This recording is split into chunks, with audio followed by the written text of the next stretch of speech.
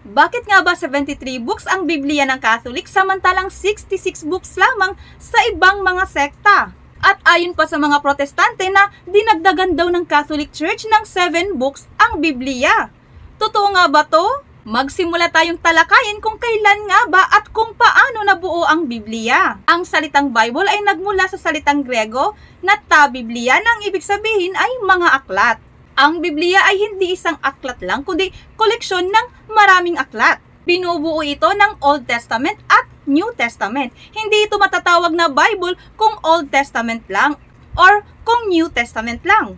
Alam nyo ba, mula pa sa panahon ng mga apostoles, mahigit 300 years ang dumaan bago pa nabuo at nakumpleto ang Biblia? Wala pang Bibliang ginagamit ang mga apostol at mga early church fathers noon. So paano sila nangaral wala pa palang Bible? Una, ginagamit ng mga unang Kristiyano ang Old Testament gaya ng aklat ni Isaias, Salmo at iba pa. Lucas chapter 4 verse 17, ibinigay sa kanya ang aklat ng propetang Isaias at binuksan niya ito at binasa.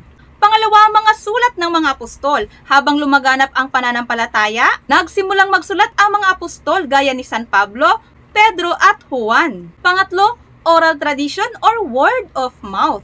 Ang mga apostol at mga unang Kristiyano ay ipinasa ang mga turo ni Jesus sa pamamagitan ng pagsasalita. Ito yung mga aral na hindi naisulat na mababasa sa ikalawang Thessalonica chapter 2 verse 15. Pang-apat ay ang pagdiriwang ng Holy Eucharist. Mula pa sa panahon ng mga apostol at early church fathers, ang Eucharistia o banal na misa ay isinasagawa na. Kahit wala pang Biblia na nabuo. At mababasa natin na ginagawa na talaga ito sa mga Gawa chapter 2 verse 42, Lucas chapter 24 verse 32-31 at saka unang Korinto chapter 11 verse 23 to 26. Ang Eucharistia ay ang sakramento kung saan ang bread at wine ay nagiging tunay na katawan at dugo ni Kristo. Ito ang sentro ng banal na misa at ang buhay ng simbahan. Panglima, gabay ng Espiritu Santo at otoridad ng simbahan. Yes, wala pang Biblia ay may simbahan ng naitayo ang ating Panginoon na mababasa sa Matthew chapter 16 verse 18. At ito ang binigyang authority ng ating Panginoon upang gumabay sa tulong ng Espiritu Santo at para panatilihin ang tunay na turo ng ating Panginoong Hesukristo. Ang simbahan ay opisyal na nagsimula noong araw ng Pentecostes, year 33 AD, mga 50 days pagkatapos ng muling pagkabuhay ni Jesus, kung kailan bumaba ang Espiritu Santo sa mga alagad niya na mababasa sa Gawa chapter 2 verse 1 to 4. Pagkalipas ng 300 years, bakit nga ba nagbuo ang simbahan ng Biblia?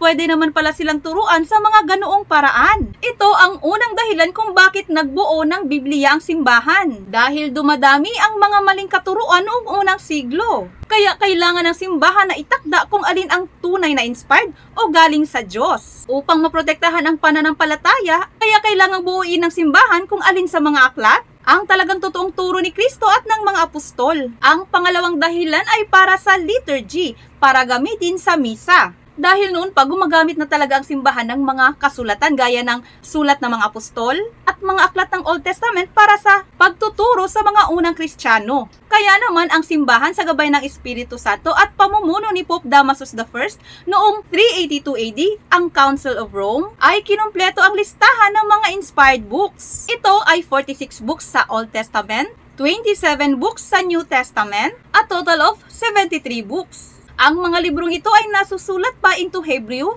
at Greek. Some are Aramaic.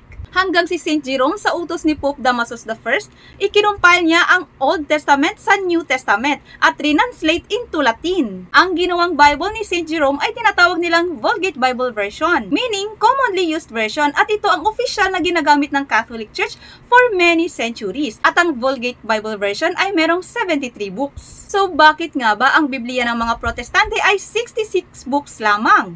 Nagsimula ito noong tumalikod at nagrebelde si Martin Luther sa Catholic Church noong 1517. Mahigit 1,000 years ang lumipas matapos mabuo ang Biblia. Tinanggal niya ang 7 libro sa Old Testament na tinatawag na Deuterocanonical books. Ito ay ang librong Tobit, Judith, Wisdom, Sirach, Baruch, 1 Maccabees at 2 Maccabees. Ang dahilan kung bakit tinanggal niya ay una, hindi daw ito bahagi ng original na Hebrew Bible. Kaya hindi niya itinuturing na inspired books. Pangalawa, may doktrinang taliwas sa kanyang theology gaya ng panalangin sa mga kaluluwa ng mga yumao sa purgatory na mababasa sa 2 Maccabees, at almsgiving o act of mercy na nakapagpapatawad ng mga kasalanan na mababasa sa Tobit. Dahil ito raw ay sumasalungat sa kanyang doktrinang faith alone o sola fide, kaya tinanggihan niya ang mga ito.